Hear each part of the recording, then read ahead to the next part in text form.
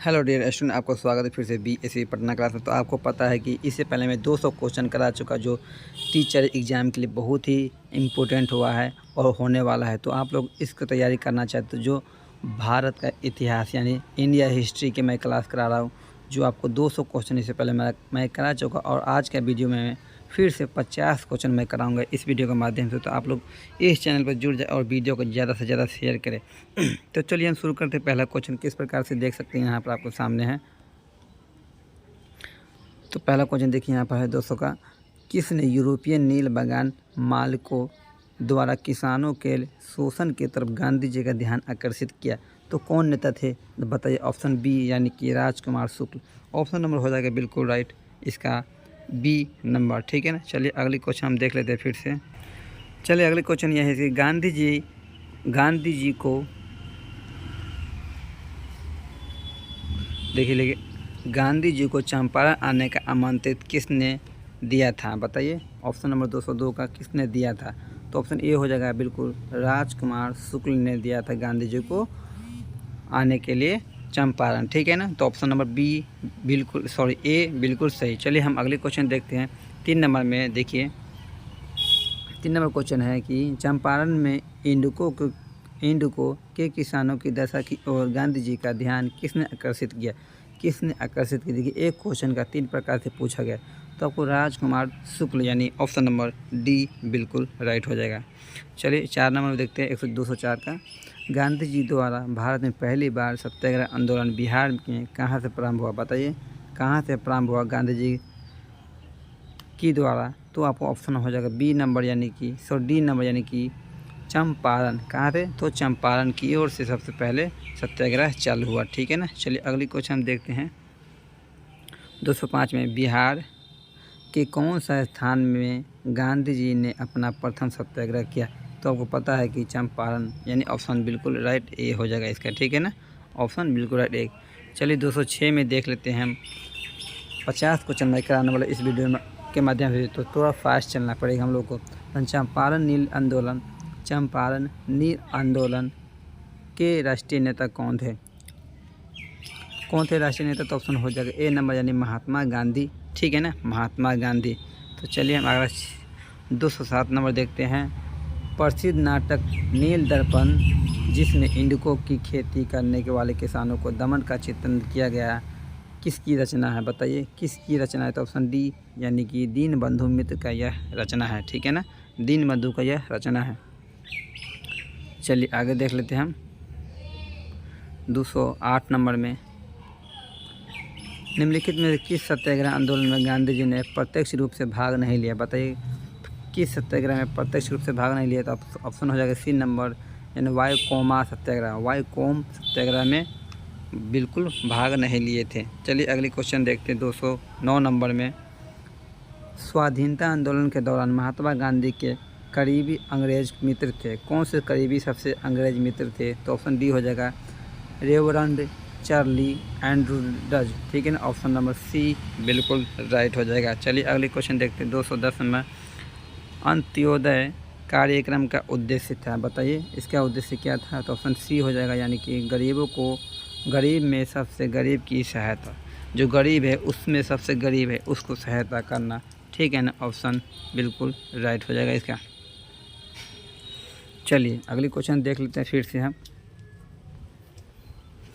1917-18 में अहमदाबाद में गांधी जी द्वारा चलाए गए सत्याग्रह में किसने हिस्सा लिया था, बताइए। किसने हिस्सा लिया था? तो ऑप्शन बी हो जाएगा यानी औद्योगिक कर्मी ने हिस्सा लिया था। चलिए निम्नलिखित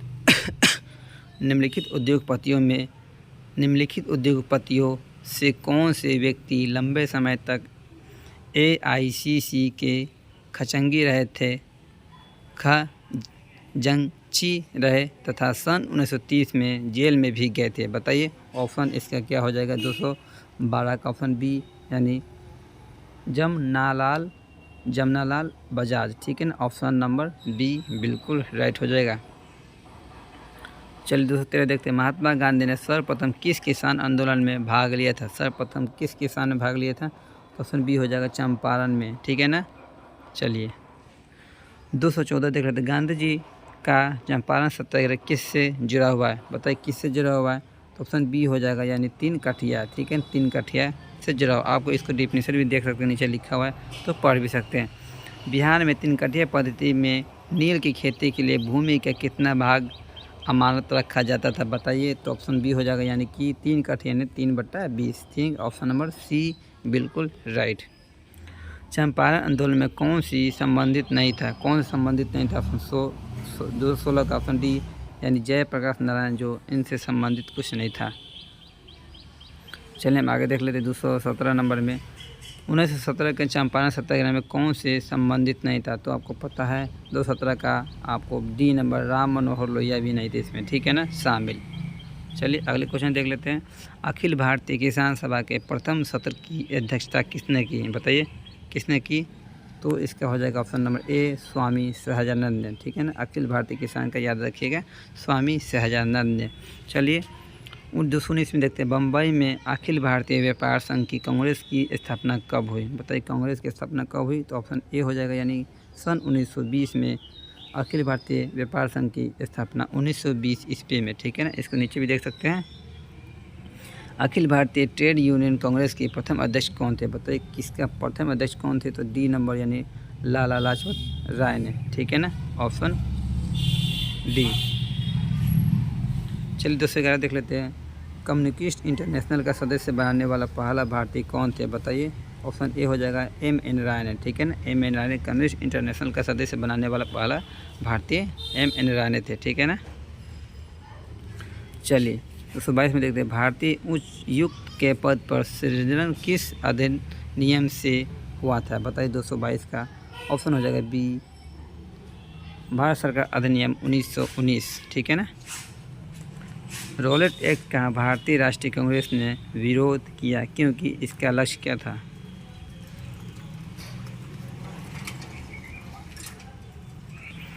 तो देख सकते इसका लक्ष्य आपको बता दूं, ऑप्शन नंबर ए, व्यक्तिगत स्वतंत्रता के सीमित करना। ठीक है ना, ऑप्शन ए।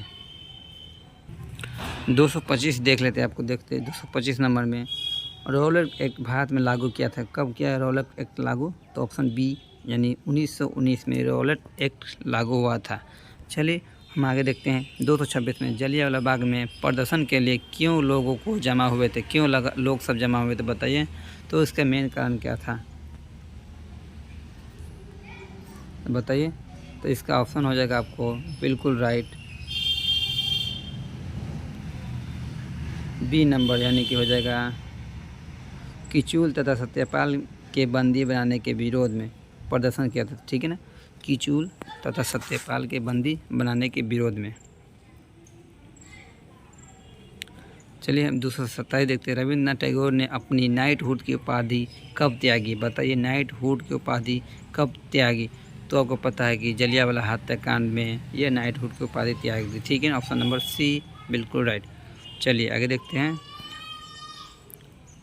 लंदन में 13 मार्च 1940 को सर माइकल ओडायर को गोली से मारा गया। किसने मारा? तो ऑप्शन डी हो जाएगा, उधम सिंह ने मारा था। ठीक है ना, उधम सिंह ने।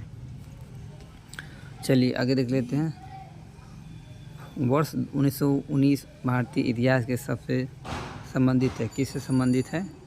तो ऑप्शन बी, यानी जलियांवाला बाग त्रिसदी से। ठीक है ना, ऑप्शन नंबर बी इसका सही हो जाएगा। 230 देख लेते हैं, अमृतसर के जलियांवाला बाग में भीड़ का दमन हुआ। बताइए मतलब बी ऑप्शन 13 अप्रैल 1919 को।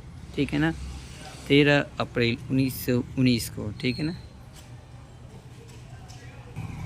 तो हम 30 क्वेश्चन किए, फिर से नेक्स्ट वीडियो में करेंगे 30 से ऊपर क्वेश्चन। तब तक के लिए बाय, फिर नेक्स्ट वीडियो मिलेंगे। वीडियो अच्छा लगा तो शेयर और लाइक करना ना भूलें।